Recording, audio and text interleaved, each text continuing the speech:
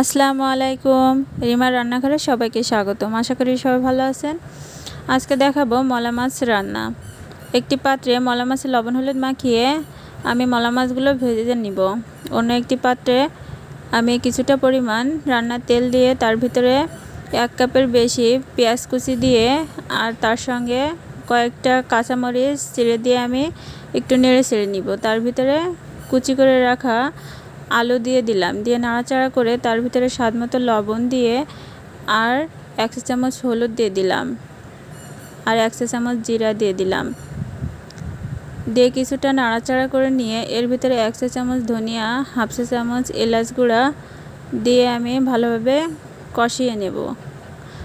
তার ভিতরে 1 টেবিল চামচ রসুন বাটা দিয়ে দিলাম। ভালোভাবে নাড়াচাড়া করে নিয়ে আমি 3টে টমেটো কেটে আমি এর ভিতরে দিয়ে দিলাম। ভালোভাবে নাড়াচাড়া করে কষিয়ে নিয়ে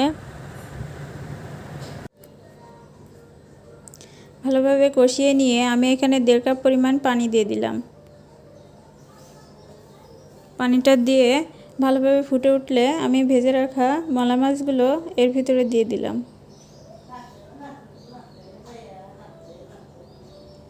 দিয়ে পানিটা শুকিয়ে আসলে সামান্য একটু নাড়াচাড়া করে আমি আরেকটু শুকিয়ে নিব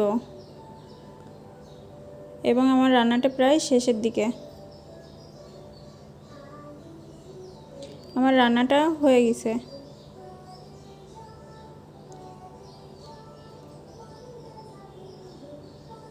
সবাই ভালো থাকবেন, সুস্থ থাকবেন, আমার জন্য দোয়া করবেন। আল্লাহ হাফেজ।